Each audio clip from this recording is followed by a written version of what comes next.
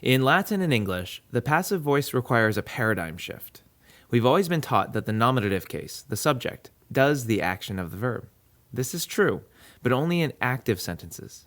In a passive sentence, the action happens to the subject. This video will give a basic overview of how Latin does the passive voice. Let's start with our very basic Latin sentence in the active voice. Dominus puellam amat. Here, dominus is the nominative, it does the action, which happens to be amat, and puellam is in the accusative case because it receives the action. The master loves the girl. But if we wanted to say the girl is loved by the master, remember, this way gives us the same information but presented in a different way.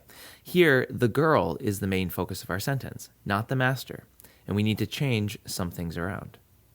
Girl, puella, is now the subject of the passive verb. It's not that it's doing the action, but that puella is controlling the verb. So puella is going to be in the nominative case.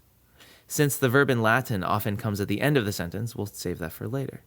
By the master is going to be a prepositional phrase, and the Romans used the preposition ab, which takes the ablative case, to mean by.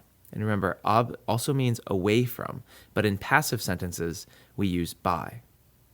When the next word begins in a consonant, the B falls away. So we put dominus into the ablative, and our Latin phrase is a domino. Now the verb. While English in the present uses the helping verb to show the passive, so loves is changed to is loved, Latin has a change of ending. So amat, loves, changes to amatur, is loved.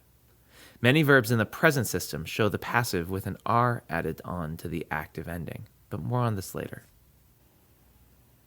Okay, let's take a step back and check this out. Our nominative from the active sentence, dominus, is now in the prepositional phrase, a domino, and now it's in the ablative case. Our accusative, the direct object of amat, is now the subject of amatur, and in the nominative case. And finally, our verb has a different ending. Let's do this again, but with a different sentence. Gladius virum necavit. A sword killed the man. To make this passive, we take our accusative, virum, and make it the subject of our verb, so vir. Now we want to put gladius into a prepositional phrase, by the sword. But this is going to be different from what we did before. People and animals use ab plus the ablative to show agency. This is called the ablative of agent. But tools, objects, and things can't be agents.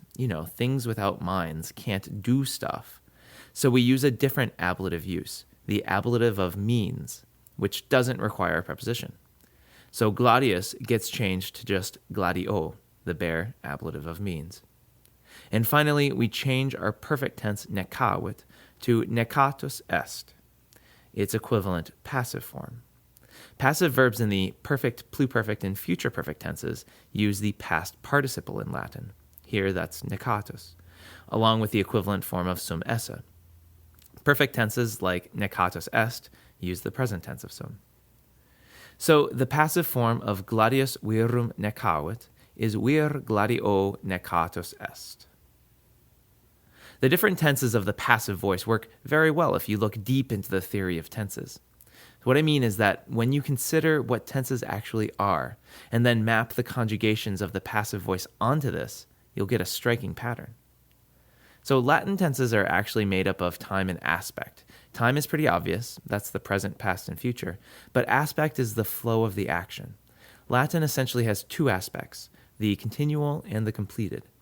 When you cross these aspects with the 3 times, you get all 6 Latin tenses.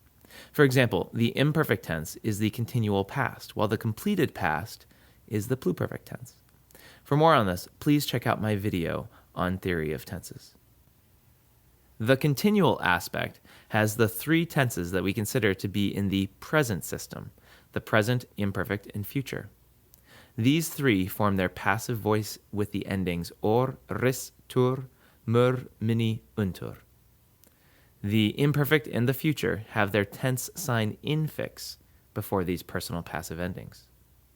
The completed aspect has the 3 tenses that we consider to be in the perfect system, the perfect, pluperfect, and future perfect. It's important to note that the Latin word perfectus means completed. These three form their passive voice with the perfect passive participle and a form of sum esse. The tense of sum that you'll use is identical to the time period for the tense. So the perfect tense, which is the completed present, uses the present tense of sum. The pluperfect, the completed past, uses the imperfect tense of sum. And the future perfect, the completed future, uses the future tense of sum. You see, this makes sense. We use our discussions and investigations of grammar to help us understand the peculiarities of Latin better. And with this depth, hopefully comes clarity.